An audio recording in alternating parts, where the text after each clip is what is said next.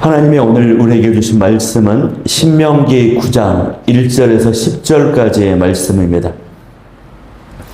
이 말씀을 한 절씩 교독하도록 하겠습니다.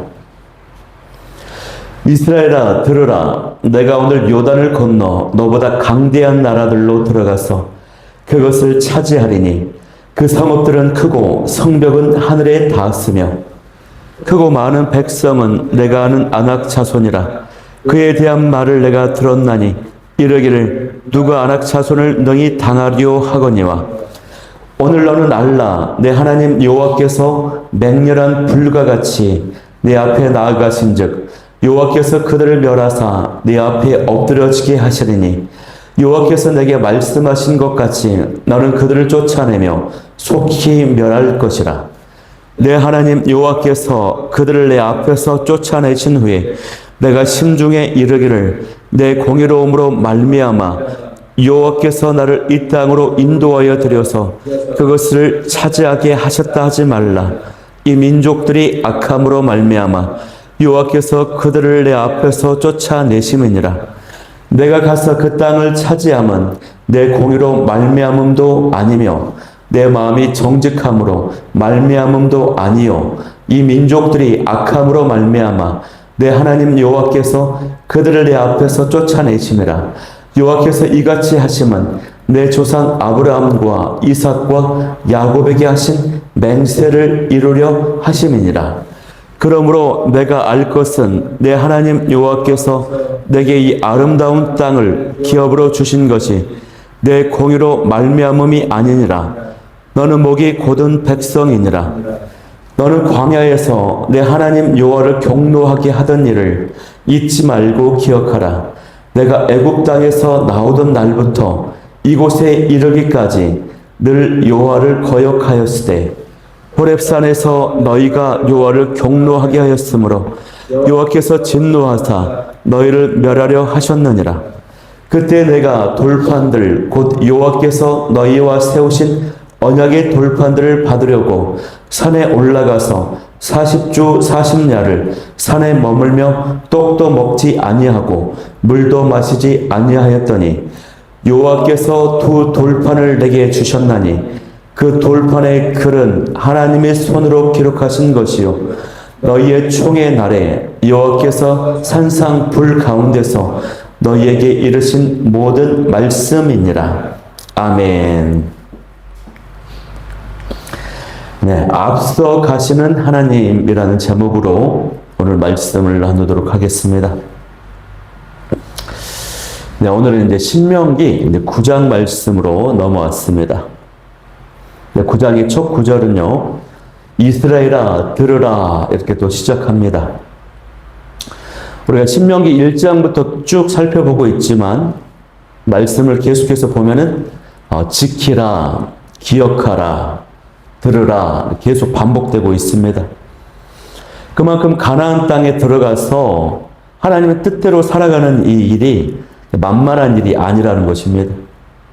그리고 이제까지는 자녀 교육에 대한 그런 당부가 있었고 또 거룩과 순종에 대한 당부가 있었고 또 풍요롭고 번성할 때에 교만하지 말 것을 당부했다면 오늘 말씀은 자 이스라엘 앞에 요단강이 있고 그 요단강을 건너야 되고 또 건너면 그들이 정복해야 되는 이 성읍들이 기다리고 있다는 것입니다. 그런데 그 성읍들은요, 이스라엘 백성들이 보기에는 너무나도 크고 강대한 견고한 성읍이 있고 아낙 자손들이 있다는 것입니다. 이 아낙 자손들이 얼마나 크고 강대해 보였던지 이 성읍들은요, 크고 그 성벽들이 무려 하늘에 닿았다라고 표현을 하고 있어요. 더욱이 이스라엘 백성이 아낙 자손들에 대해서 들은 그 소식은 뭡니까? 이길 수 있는 이 민족이 그 어느 나라에도 없다는 것입니다. 이것이 세상의 소리라고 할 수 있어요. 인간적인 시각으로 바라보면 이스라엘은 처음부터 상대가 되지 않습니다. 광야 생활을 하던 이스라엘에게 그 견고한 성읍, 강대한 군사력을 가진 가나안 족속을 상대한다고 하는 것은 불가능해 보이는 일입니다. 과거 가데스 바네아에서 정탐꾼들을 보냈을 때 가나안 땅을 바라보고 그 정탐꾼들은 그 백성은 우리보다 강대하다. 우리는 이길 수 없다. 그들의 성벽은 하늘에 닿았다. 이런 표현을 했죠. 그때 그렇게 보고했던 것과 비슷한 기록이 지금 나오고 있어요. 문제는 그들이 본 것이 틀린 것은 아니지만, 그들의 계산과 판단이 틀린 것은 아니지만 빠져 있는 것이 있습니다.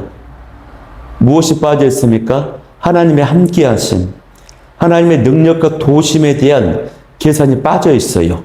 그렇기 때문에 그들의 판단은 틀린 것입니다. 그러므로요, 하나님은요, 이스라엘에게 눈앞에 보이는 그 현실만 보지 말고 하나님을 바라보라고 말씀하고 있어요. 하나님께서 앞서 행하고 계신다라고 하는 것을 기억하라, 알라고 말씀하시는데 3절 말씀을 한번 합독해 보겠습니다. 시작. 오늘 너는 알라, 내 하나님 여호와께서 맹렬한 불과 같이 내 앞에 나아가신 즉 여호와께서 그들을 멸하사 내 앞에 엎드러지게 하시리니 여호와께서 내게 말씀하신 것 같이 너는 그들을 쫓아내며 속히 멸할 것이라. 아멘. 하나님께서 이 가나안 족속을 멸하실 것이라고 말씀합니다. 3절 말씀에는 하나님의 거룩하심과 능력과 심판하시는 그 능력을 강하게 보여주고 있어요. 이스라엘이 가나안 땅을 차지할 수 있는 것은 이스라엘의 군사력이 강해서가 아닙니다. 하나님께서 앞서 행하시기 때문이에요. 저와 여러분이 영원한 승리자가 될 수 있는 이유도 예수님께서 이미 십자가에서 다 이루시고 승리하셨기 때문입니다. 그것을 믿는 것이 믿음이고 신앙이라고 할 수 있어요. 그러고 보면 우리의 신앙생활은 굉장히 복잡하고 또 다른 무엇인가가 아닙니다. 안악 자손처럼 크게 보이는 어떤 문제와 어떤 사건의 상을 만났어도 그 문제와 사건보다 훨씬 크신 그 하나님을 그냥 믿고 나아가는 것입니다. 이것이 신앙생활이에요. 이것이 믿음이에요. 지금 내 힘으로는 도저히 해결할 수 없다고 느끼는 어떤 거대한 문제가 있습니까? 그 문제 앞에서 막막함을 느끼고 있습니까? 낙심하고 있지는 않습니까? 이 문제보다, 이 상황보다 훨씬 크신 하나님을 바라볼 수 있기를 바랍니다. 그런데 모세는요, 또 어떤 말씀을 하냐면, 하나님께서 이 안악 자손들을 쫓아내게 하실 것이긴 한데, 이후에 백성들이 자신들의 능력으로 쫓아냈다라고 교만해질까봐 또 그것을 또 우려하고 있어요. 그래서 4절에 그런 내용이 나옵니다. 4절에 보면은 백성들이 심중에 이르기를 나의 공의로움 때문에 하나님은 나를 이 땅으로 인도하시고 이 땅을 차지하게 하셨다. 그렇게 말하지 말라는 것입니다. 또 이 민족이 하나님께서 그렇게 하신 이유는 두 가지가 있는데 첫 번째는 그들이 악했기 때문에 쫓아내게 하셨고 다른 것은 언약 때문에 조상들과 맺은 그 언약, 그 맹세 때문이라는 그 말씀을 하고 있어요. 그러니 지금 출애굽 2세대들의 어떠함에 전혀 상관이 없다는 것입니다. 너희들이 공의로웠거나 잘했거나 그게 아니고 이 백성들이 원래 악했고 또 너희 조상들과 맺은 언약 때문에 너희들이 차지하게 하셨다 이 말을 하고 있어요. 출애굽 2세들의 어떠함에 상관이 없는 거예요. 그들이 잘했거나 공의로운 것이 아니라는 것이죠. 우리가 이 말씀을 보면 어떤 생각을 하게 되냐면 우리에게 어떤 은혜와 응답이 주어졌을 때 그것이 우리는 흔히상 내가 뭔가를 했고 열심히 기도했고 헌신했고 그래서 그런 결과로 나타나는 것으로 볼 때가 많이 있습니다. 물론 그런 것도 있죠. 그러나 의외로 그건 못지않게 다른 배경과 원인이 있을 수 있다는 것입니다. 예를 들면 우리 부모님의 기도와 헌신, 나를 위해 기도하는 중보자들, 또 하나님의 어떤 일방적인 계획과 또 선택하심이 있을 수 있다는 것이에요.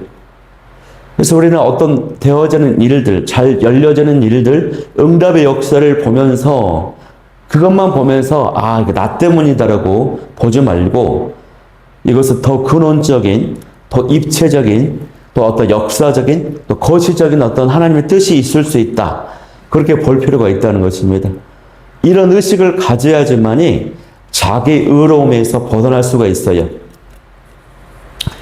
제가 이제 사역자이다 보니까 사역과 관련된 어떤 예화들이나 경험들을 많이 나눌 수밖에 없는데, 교회 안에서도요, 이 사역자들 안에 자기 의로움이 있는 이런 모습들이 많아요, 사실. 가령 어떤 교구나 어떤 부서를 맡고 있는 사역자가 정말 열심히 해서 숫자가 늘어나고 어떤 사역적인 성과를 거두었을 때 흔히 착각하는 것이 있습니다. 자신의 능력과 열심 때문에 거둔 성과라고 생각할 때가 많이 있어요. 그러나 사실 그렇지가 않습니다. 대부분의 경우에는 이미 자리 앞에 있는 어떤 시스템, 교회의 어떤 조직의 규모, 또 최고 리더십에서 나오는 어떤 선한 영향력, 이런 토대가 갖추어졌기 때문에 그 위에서 사역자의 열심과 능력이 발휘될 수가 있는 거예요. 대형교회 출신의 부목사님들이 많이 경험하는 것들이 있습니다. 대형교회에 있을 때는 이제 수백 명의 성도들이 자기가 이제 교우를 맡아요. 300명, 500명 맡습니다. 열심히 사역을 합니다. 교구가 부흥을 해요. 50명, 100명이 막 늘어납니다.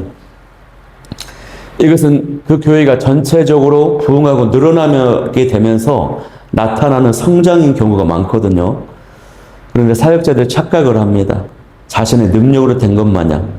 그래서 이제 부목사들이 개척을 합니다.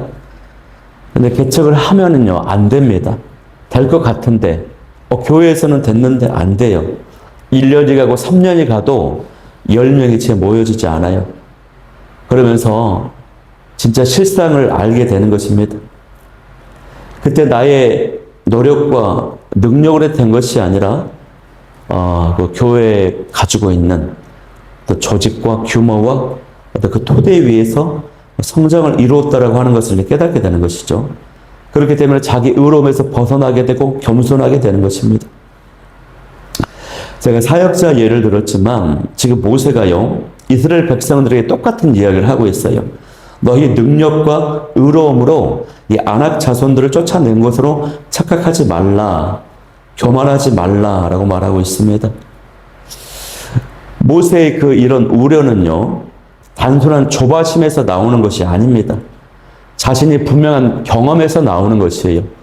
1세대들을 경험해 봤더니 그렇더라는 것입니다.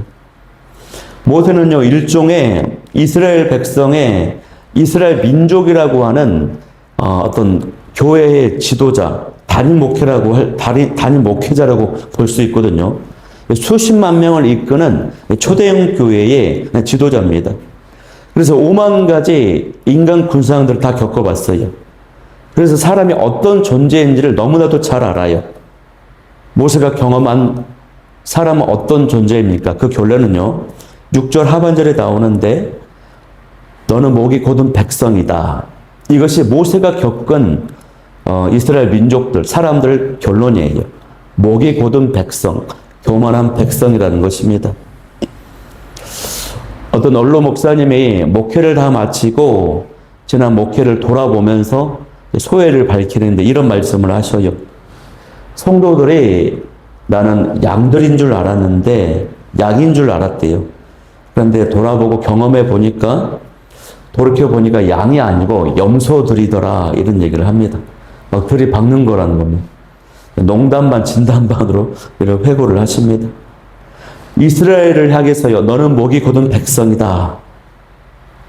이것은 이스라엘을 그 누구보다 잘 알고 경험하고 있는 모세의 결론이 평가예요. 물론 이 목이 곧았다라고 하는 이 말씀은 하나님이 하신 말씀이거든요. 이것을 모세가 그대로 사용하고 있는 것입니다. 이 진단에서 우리도 자유롭지 않아요. 저도 마찬가지입니다. 저와 여러분이 목이 곧은 백성입니다. 저도 누군가가 조금만 칭찬해주고 어떤 일이 조금만 잘 풀리면은 그것도 인정해주면 바로 막 자기 의로움이 올라오고 교만해지고 목에 막 힘이 들어가고, 우리는 항상 그런 존재들입니다. 그러므로 우리는 항상 이 말씀을 들어야 됩니다. 말씀을 기억해야 됩니다. 그래서 하나님께서는 항상 우리가 이 평균지의 상태로, 정상의 상태로 오르도록 소위 밟으시는 것입니다. 가끔씩 속된 말로 밟아주시는 것이에요. 어떤 사건으로, 어떤 기도 제목으로, 어떤 갈등의 사항으로 교만하지 않도록 누르시는 것입니다. 모세는요, 이스라엘 백성들에게 엄중하게 경고합니다. 7절에 보니까 하나님 여호와를 경노하게 하던 일을 잊지 말라. 7절에 너희는 늘 여호와를 거역해 왔다. 8절을 보면은 호렙산에서 금송아지 숭배 사건 때문에 여호와께서 분노하셔서 멸하려 하셨다라고 하는 그 사건을 또 기억하게 해요. 이 사건을 이제 모세가 여러 번 반복을 하거든요. 그만큼 당시 모세로서도 굉장히 충격적인 사건이었던 겁니다. 이유가 있죠. 모세가 하나님 백성을 위해서 부르심 따라서 시내 산에 올라가서 호렙산이라고도 말하는데 그 산에 올라가서 40일을 금식했거든요. 모세가 먹지도 않고 마시지도 않고 말이 40일 이제 그야말로 목숨을 걸고 하나님 말씀을 받기 위한 고통의 시간을 보냈어요. 그렇게 백성들을 위해서 고생해서 돌판에다가 하나님 주신 말씀을 받아왔는데 가서 보니까 밑에서는 금송아지 우상 숭배를 하고 있지 않습니까? 이 사건이 모세로서는 너무나도 큰 배신감을 느끼고 아픔이고 큰 충격적인 사건입니다. 그래서 이 사건을 기억하라고 하는 기록들이 여러 번 나와요. 그때 하나님이 멸절시키겠다, 다 쓸어버리겠다 그랬거든요. 겨우 모세가 막 중보기도 하면서 하나님의 그 마음을 바꾸게 하죠. 돌이키도록 하십니다. 그래서 그때 일을 선명하게 기억하면서 자신이 그때 어떤 수고를 했는지를 이제 막 설명하는 겁니다. 내일 본문에도 보면 이제 그 설명이 나옵니다. 내일 본문에 보면은 내려와서 봤더니 우상 숭배 때문에 하나님의 멸하려고 하셨다. 자신을 돌판을 깨뜨려 버렸고 결국 목전에 악을 행해서 다 죽을 뻔했다. 그래서 이스라엘이 교만하지 않도록 과거의 금송아지 사건을 이제 꼭 기억하도록 하는 겁니다. 그래서 우리가 과거 지난 시간들, 이 과거의 역사 가운데 있었던 어떤 사건들을 통해서 우리가 깨닫고 가르침을 얻어야 되거든요. 과거를 잃어버린 민족은 미래가 없다고 합니다. 반복이 되기 때문에 역사를 공부하는 이유도 미래를 지혜롭게 전망하기 위함이라고 할 수 있어요. 그래서 오늘 저와 여러분이 지난날 나 과거의 인생 가운데 배웠던 중요한 교훈들이 무엇이었는지 중요한 교훈을 주신 것이 있는데 내가 그것을 지금 잊고 있구나. 지난 시간 돌아보면서 그 중요한 가르침, 교훈들을 다시 생각해내고 선명하게 붙잡을 수 있기를 간절히 바랍니다. 오늘 마지막으로 좀 붙잡을 게 또 있다면 모세가 이제 기도했던 모습이 나오잖아요. 모세가 기도한 이유는 말씀을 받기 위해서 목숨 걸고 40일 금식 기도를 했어요. 말이 40일이지 정말 쉽지 않은 고통의 시간이에요.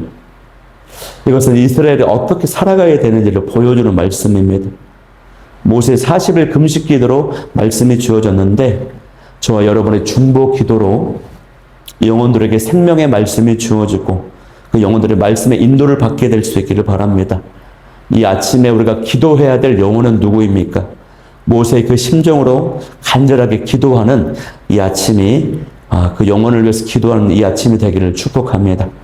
오늘 말씀 붙잡고 기도할 때요. 첫 번째, 문제보다 사건보다 크신 그 하나님을 바라보며 앞서가신 그 하나님을 신뢰하게 도와주옵소서. 두 번째는 모든 것이 모든 은혜와 응답이 하나님의 도우심과 은혜임을 기억하고 나의 의로움과 교만에서 벗어나게 도와주옵소서. 세 번째는 과거의 사건에서 큰 교훈을 얻게 하시며 모세처럼 영혼을 위해서 간절히 기도하는 오늘 하루가 되게 해달라고 우리 아버지 사랑합니다 찬양하며 나아가도록 하겠습니다.